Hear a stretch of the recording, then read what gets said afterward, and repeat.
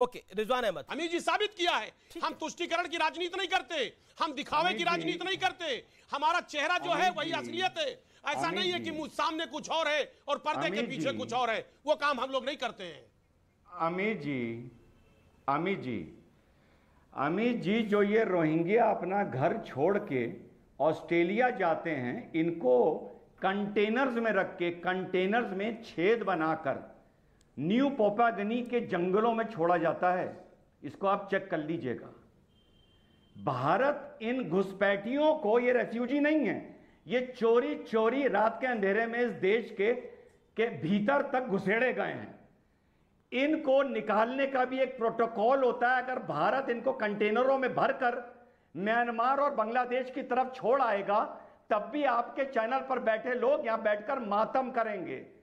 भाजपा से फायदा क्या हुआ है ये सुन लीजिए। लेकिन मैं एक बड़ी खबर बता रहा हूं, रुकना पड़ेगा आपको। I am telling a big story. Kuldeep Singh को लेके आइए, मैं बड़ी स्टोरी को बता रहा हूं। मेरे पास एक पत्र आया है और ये पत्र केजरीवाल सरकार ने 23/6/2021 को लिखा है। एनडीएमसी को एक पत्र लिखकर बकरवाला में 240 ईडब्ल्यूएस फ्लैट्स और एक कम्युनिटी सेंटर अलॉट करने का रोहिंग्या मुसलमानों के लिए अनुरोध किया गया। और आज जो इनके नेता हैं वो ये लाइन ले रहे हैं कि रोहिंग्या को हम बसने नहीं देंगे। लेकिन ये 23/6/2021 को चिट्ठी क्यों लिखी गई थी, उस चिट्ठी की प्रतिलिपि मेरे पास है डिजिटल फॉर्मेट के अंदर, जो मैं इस समय दिखा रहा हूं। मेरे पास वो चिट्ठी की कॉपी है। 23/6/2021 को चिट्ठी क्यों लिखी गई थी, कुलदीप सिंह जी बताइए प्लीज, एनलाइटन द व्यूअर्स। देखिए, पहली बात तो ये कि आपकी चिट्ठी की बात कर रहे हैं, मुझे कोई जानकारी नहीं। नहीं जानकारी मैं आपको दे देता हूँ। चिट्ठी की कॉपी मैं आपको दिखा देता हूँ।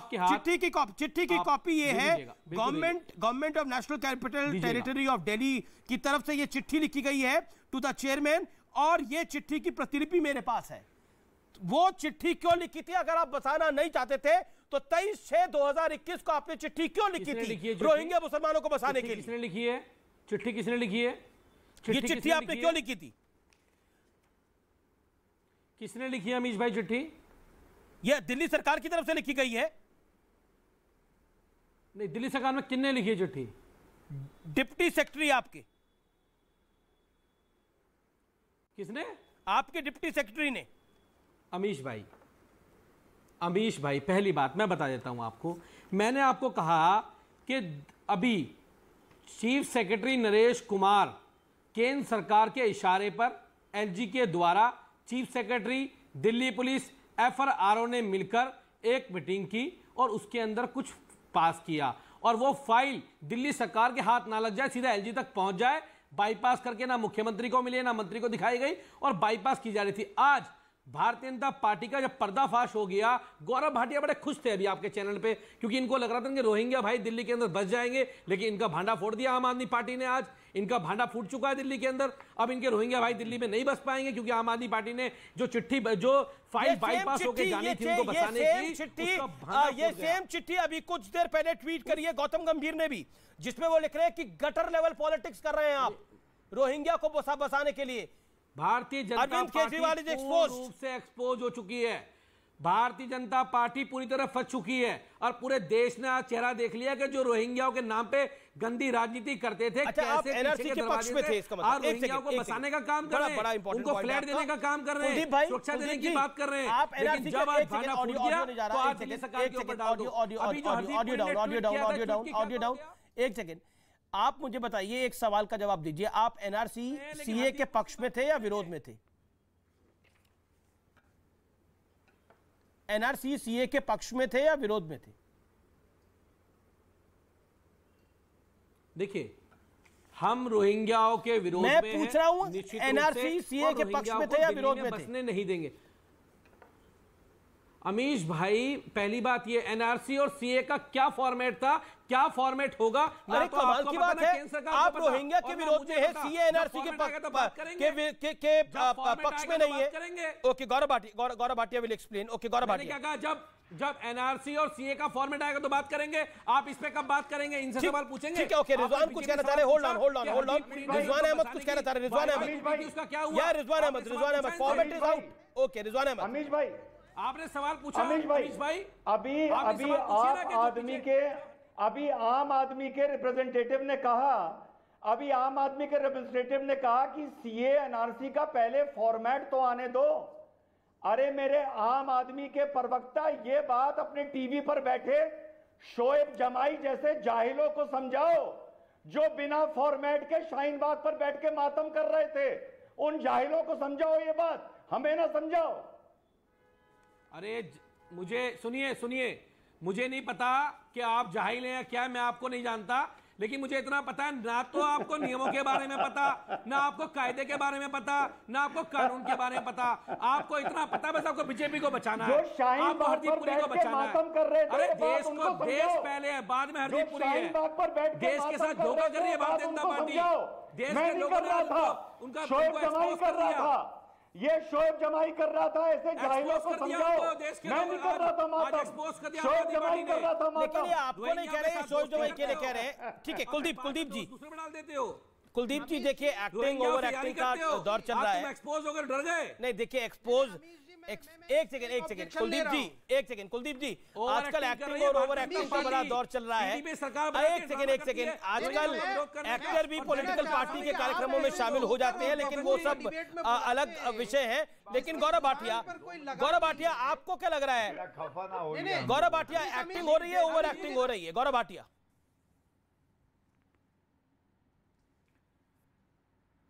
मैं तो ये कहूंगा कि आज दिल्ली वासियों को बहुत ही बुरा लगा है, भारत को बुरा लगा है, और मैं बताता हूं क्यों। जो घुसपैठिए हैं, गौरव पहले ये मेरे सवाल का जवाब दीजिए ना, आप एक्टिंग कर रहे हैं या ओवर एक्टिंग कर रहे हैं?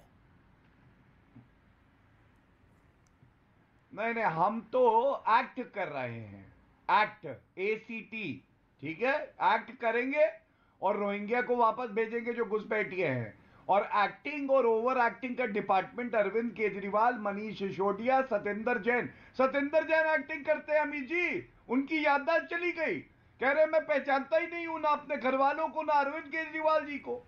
अब बताइए आप, ईडी ने 2 सवाल किए, एक्टिंग तो वो है। लेकिन मैं अपनी बात पूरी कर लूं, आपको मालूम है तथ्यों में क्यों कमजोर हैं? आज आपके प्रवक्ता ने आपके चैनल पे ये नहीं बताया कि ये डिटेंशन सेंटर नोटिफाई क्यों नहीं करे। दूसरी बात, ये मेरे हाथ में मिनट्स हैं उस बैठक के, चीफ सेक्रेटरी दिल्ली सरकार के अध्यक्षता करते हैं। ये क्या रेवेन्यू डिपार्टमेंट आप के चैनल पे बैठ के बोल रहे सरकार को करना था, सोशल वेलफेयर डिपार्टमेंट के सेक्रेटरी हैं। आप मुझे बताइए, यह अरविंद केजरीवाल का षड्यंत्र नहीं है तो और क्या है?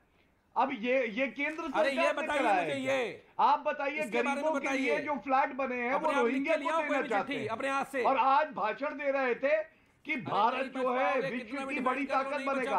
अरे केजरीवाल जी, आप घर पे बैठिए, नुकसान मत करिए, मोदी जी सुनिश्चित कर देंगे कि भारत विश्व गुरु बने। गौरव भाटिया, मोदी सरकार का आपसे एक सवाल पूछा, जब उत्तर दे देंगे आ जाइएगा। ये हरदीपपुरी मैदान में तब आइए जब उत्तर दे दीजिए। आपके बड़े नेता हरदीपपुरी के एक टांग रखते हैं, जैसे ही मैं कुछ कहता हूँ भाग जाते, फिर आ जाते। बड़े नेता, अरे बताइए, डिटेंशन सेंटर बनाए थे या नहीं बनाए?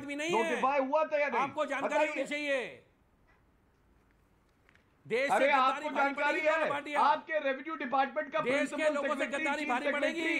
प्रिंसिपल सेक्रेटरी जो होम डिपार्टमेंट है आपकी सरकार का, सोशल वेलफेयर डिपार्टमेंट, ये सारे लोग क्या कर रहे थे बताइए? रोहिंग्या क्या कर रहे थे बताइए? बता देता हूं आपको, ये बताइए ना। इस प्रश्न का उत्तर जो है अरविंद केजरीवाल जी से पूछा है। हरदीपपुरी अरविंद केजरीवाल जी मुंह फुला के बैठे, अभी आपसे नाराज है। अरे कुलदीप जी आपके, लेकिन कुलदीप जी, गौरव भाटिया कह रहे हैं कि ओवर एक्टिंग का डिपार्टमेंट तो आम आदमी पार्टी का है। अमीश भाई 10 सेकंड। ओवर एक्टिंग तो उसको कहते हैं जब इनके एक नेता कपिल मिश्रा ने 2 करोड़ का आरोप लगा के बेहोश हो गए थे। अब कोर्ट से फटकार लगी, कोर्ट ने फटकार लगाया, पीछे भाग गए। पहली बात ये। दूसरी बात ये सेक्रेटरी डिप्टी सेक्रेटरी सत्येंद्र जी की तो याददाश्त हमें नहीं है। अरविंद केजरीवाल को देख के कह रहे हैं ये कौन है? सुबह से कह रहे मोगैम्बो आया है।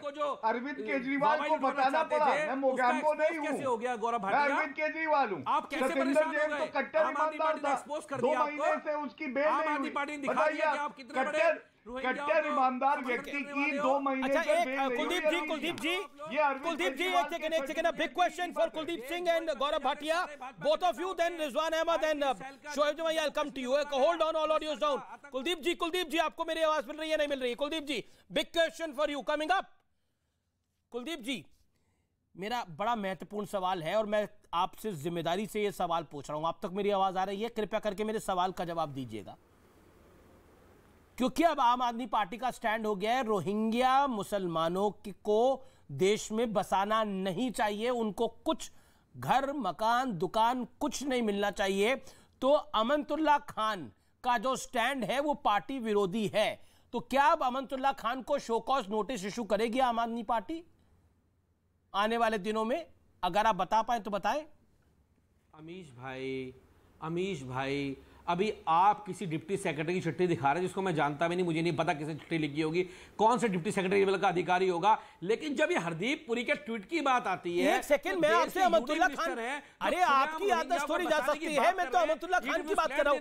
मैं पूछ रहा हूं अमनतुल्लाह खान को क्या पार्टी शो कॉज नोटिस देगी जो रोहिंग्या मुसलमानों पर स्टैंड लेते हैं?